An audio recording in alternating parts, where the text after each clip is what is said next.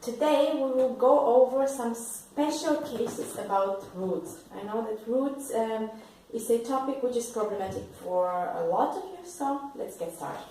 So first, if you are adding two roots and you have two different numbers under the root, let's say root of x plus root of y, you need to remember that this is not the same as root of x plus y. You just leave it as it is.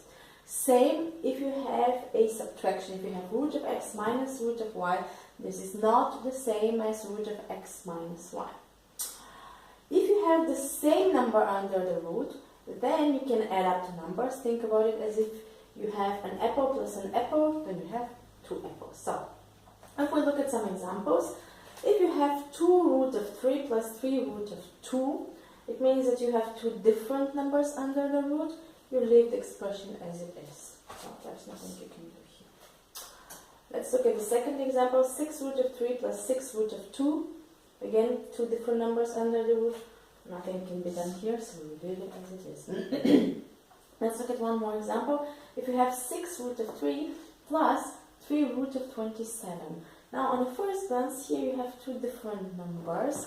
But if you look at this carefully, you will see that 12 is the same as 3 times 4, and 4 is a perfect square, so you can take the 4 out of the root, it becomes a 2, and 27 is 9 times 3. So here you can again take 9 out of the root. When you take it out, it becomes a 3. So once we do that, we will have 6 times 2 is 12, root 3, plus 3 times 3 is 9, root 3. Now we have the same number under the root, it's 3, so we can add this up.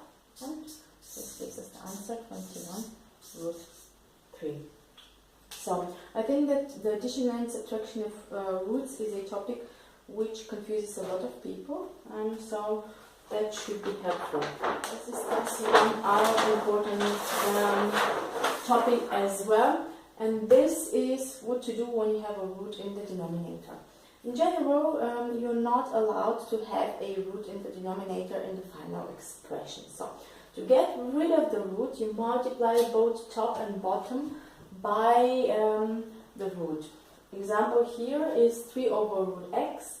So you multiply both top and bottom by root x. If you multiply both the numerator and the denominator by the same number, you do not change the original expression.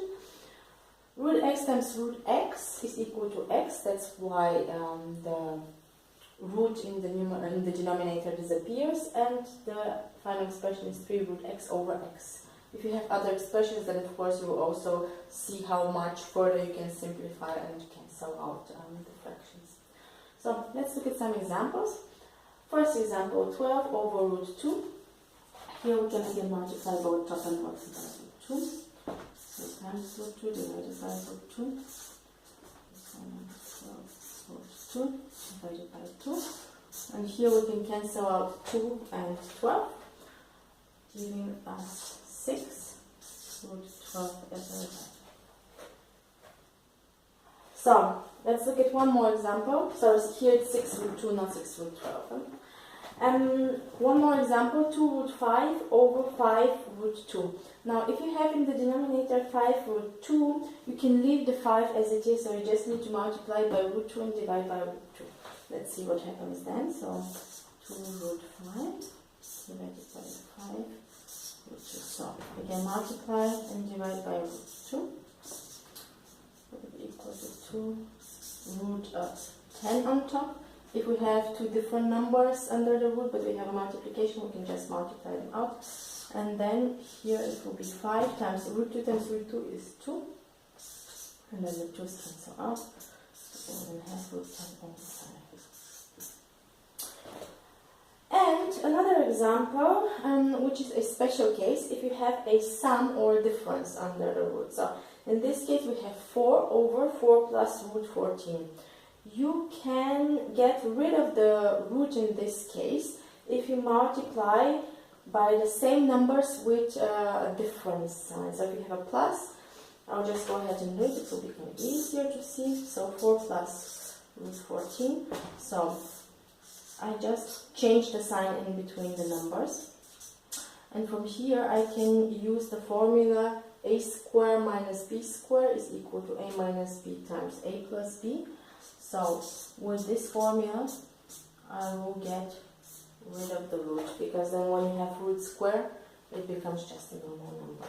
So here on top we will have 4 times 4 minus root 14, and on the bottom it will be 16 minus 14. So this one will be 4 times 14 divided by 2. 2 and 4 cancel out, 2 on top, and we can expand the brackets right away. So 2 times 4 is 8, minus 2 is 14. And since 14 is 2 times 7, there's nothing more you can do to this, so you can just like this. This one was just an introduction. There will be more coming on this topic. Thank you for your time. See you next time.